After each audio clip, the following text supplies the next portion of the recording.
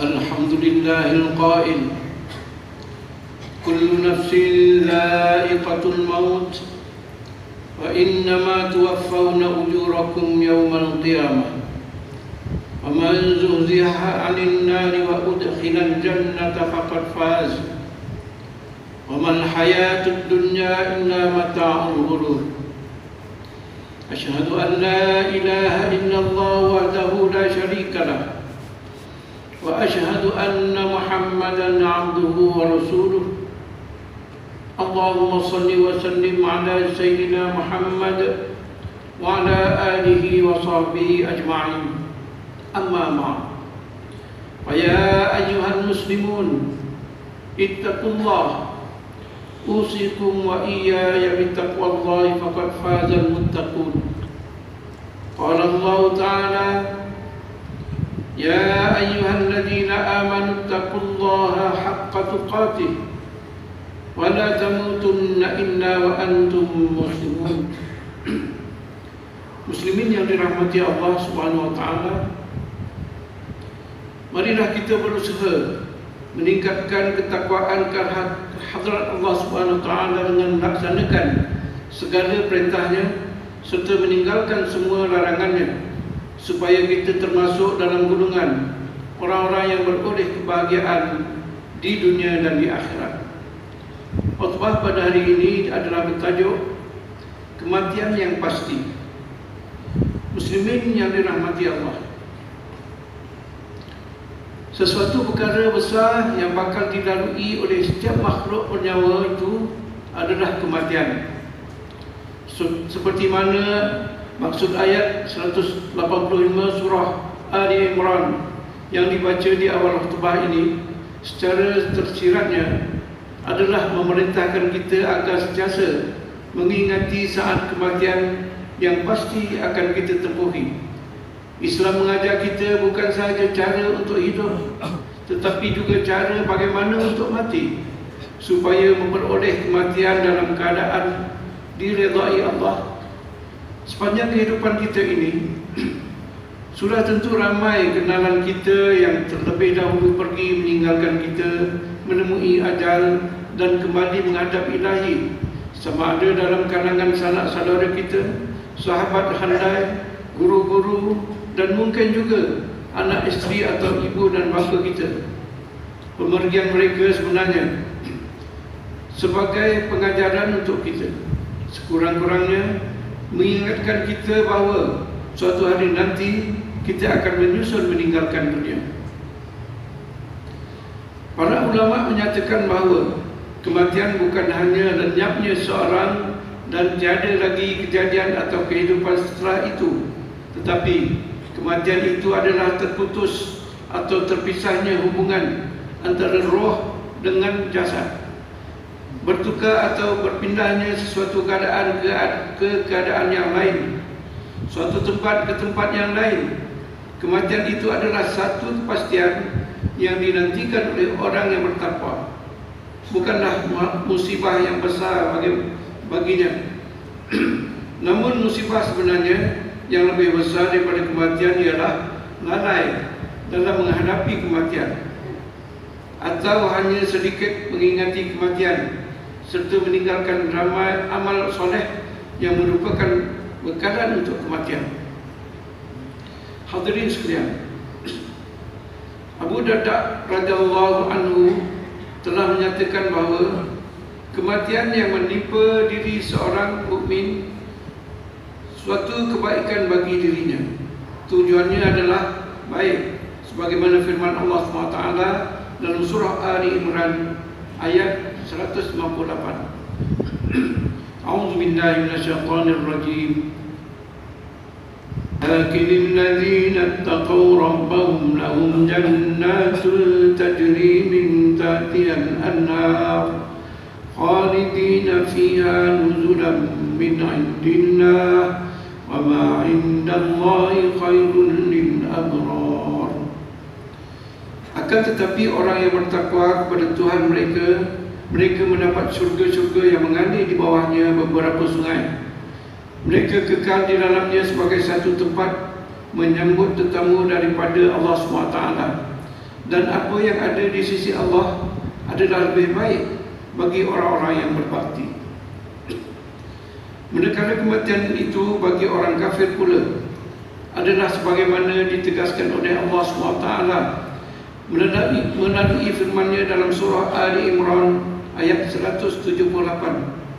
A'udzu billahi minasyaitonir rajim. Wa la yahsabanna alladziina kafaru annama numli lahum khairun li anfusihim innama numli lahum liyazdadu isma wa lahum 'adzabun muhin. Dan jangan sekali-kali orang kafir itu menyangka bahawa kami membiarkan mereka hidup lama. Itu lebih baik bagi mereka. Sesungguhnya kami membiarkan mereka hanyalah agar dosa mereka semakin bertambah di dunia dan mereka mendapat azab yang menghina di akhirat kelak. Hadirin jemaah yang dirahmati Allah. Abu Hurairah radhiyallahu anhu meriwayatkan bahawa Rasulullah SAW bersabda, "Aksiru zikraha zimin ladzati." Bermaksud, perbanyakkanlah mengingati pemutus kelazatan, yaitu kematian. Hadis riwayat At-Tirmizi.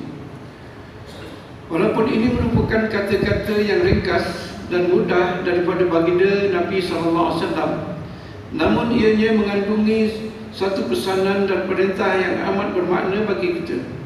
Mengingati kematian dengan sebenar-benarnya dapat mencegah seseorang untuk terus berangan-angan dengan nikmat dunia. Malah manusia itu dapat hidup penuh ketenangan serta rasa syukur dengan rezeki yang Allah telah kurniakan kepadanya. Keindahan Islam mengajak kita bukan sahaja menyentuh cara hidup, tetapi Islam juga mengajar bagaimana manusia itu mengetahui cara untuk mati penuh dengan ketakwaan di sisi Allah SWT. Sebagian para ulama menyatakan bahawa barang sesiapa yang banyak mengingati kematian, maka dia akan dimudahkan oleh Allah SWT dengan 3 perkara.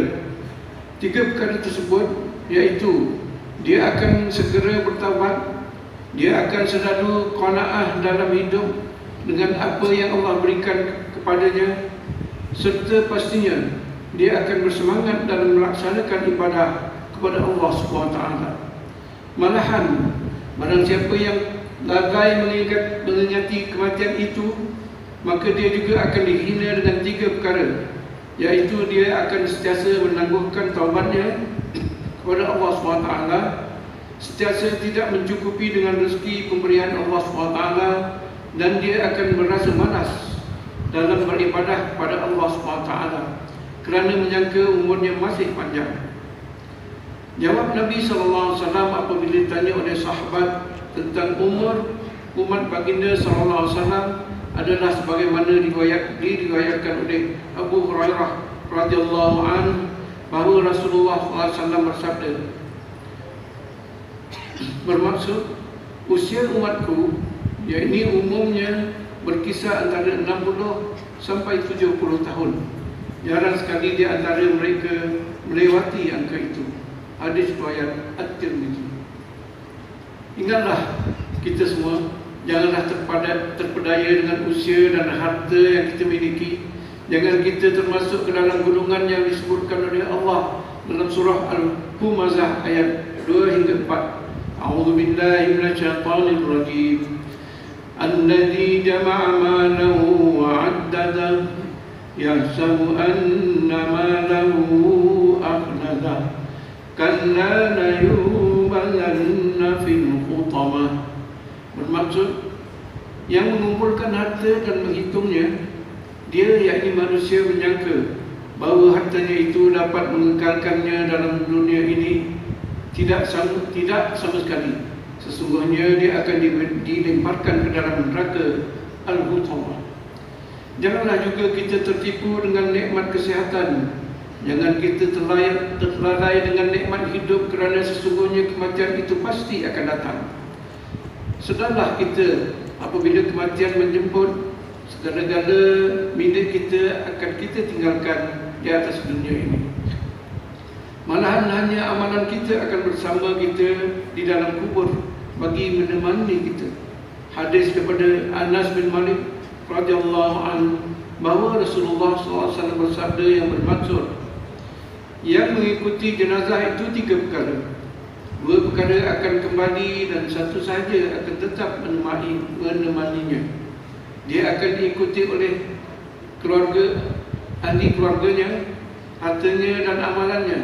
Maka keluarga dan hartanya akan kembali pulang.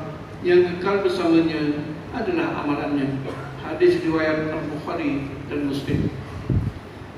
Hadirin sidang jemaat yang dirahmati Allah sekalian, sebagai penutup bicara khutbah hari ini, ada beberapa pengajaran dan penghayatan yang boleh kita hayati. Iaitu pertama, umat Islam hendaklah memahami bahawa orang yang cerdik adalah mereka yang bersedia untuk menghadapi kematian. Umat Islam perlu melipat gandakan ibadah dan segala amalan kebaikan sebagai bekalan untuk menghadapi kematian.